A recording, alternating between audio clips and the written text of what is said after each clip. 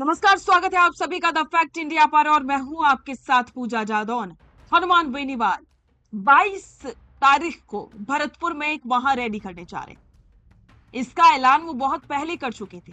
इसी महीने की शुरुआत में उन्होंने ये बात कही थी कि वो इसी महीने चेतावनी दी थी उन्होंने बीजेपी के कार्यकर्ताओं को, नेताओं को, कि वो इसी महीने भरतपुर में एक महारैली करने जा रहे हैं और अगर हिम्मत है तो रोक के दिखाओ। अब इसी के तहत हनुमान बेनीवाल भरतपुर में एक रैली करने जा रहे हैं जिसकी तैयारियां जोरों पर है और कहा जा रहा है कि भरतपुर में एक बड़ा शक्ति प्रदर्शन होगा हनुमान बेनीवाल का। अब इसके जरिए हनुमान बेनीवाल बीजेपी पर तो निशाना साधेंगे ही, उससे ज्यादा बेनीवाल का फोकस भरतपुर के जाटों को साधने पर है। अब हनुमान बेनीवाल जिस तरह से अपनी पार्टी का विस्तार करना चाहते हैं तो जाहिर सी बात है कि वो पूर्वी राजस्थान के जाटों को भी साधने का प्रयास करेंगे, क्योंकि सिर्फ पश्चिमी राजस्थान के एक निश्चित एरिया के जाटों के दम पर तो चुनाव जीतना मुश्किल है।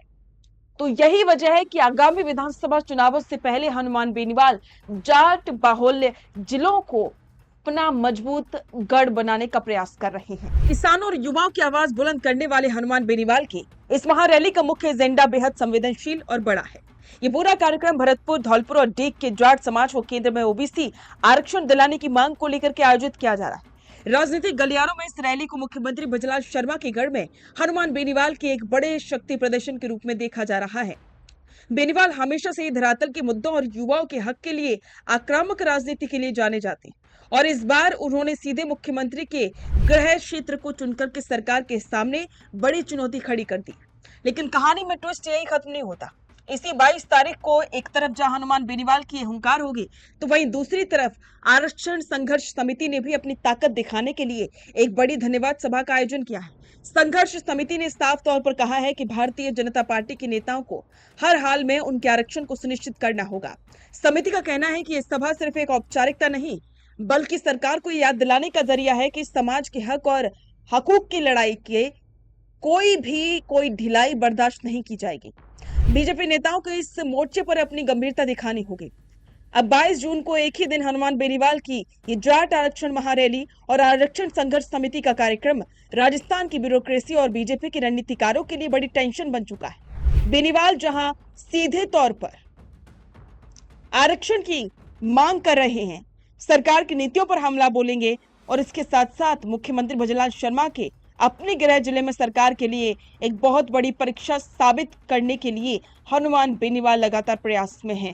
तो अब सवाल है कि क्या बीजेपी के नेता हनुमान बेनीवाल को घेरने के लिए या उन्हें रोकने के लिए कोई कदम उठाएंगे, या फिर हनुमान बेनीवाल जिस तरह से अब आगे बढ़ रहे हैं, जाटों को साधने का प्रयास कर रहे हैं, वो बीजेपी और कांग्रेस के लिए मुश्किल साबित होगा। ये देखने वाली बात होगी। तो सभी को इंतजार है 22 तारीख का कि 22 तारीख को भरतपुर में जो देखने को मिलेगा वो वाकई में चौंकाने वाला होगा। तो इस पर आपके विचार कमेंट बॉक्स में साझा करें और बने रहें द फैक्ट इंडिया के साथ। रुकिए और जरा ध्यान से सुनिए। क्या आप हमारी इन खबरों से अपने व्यापार को भी बढ़ाना चाहते हैं? तो आप भी खबरों के दौरान इस तरह के एलिमेंट्स पर अपना विज्ञापन दे सकते हैं, या फिर ऐसे खबर के 1 मिनट बाद अपना पूरा विज्ञापन डलवाएं, जो कि 8 लाख से ज्यादा सब्सक्राइबर्स और फॉलोअर्स वाले द फैक्ट इंडिया चैनल्स और पेजेस से राजस्थान के कोने कोने में पहुंचेगा और इससे आपका व्यापार, ब्रांड सब कुछ बढ़ेगा।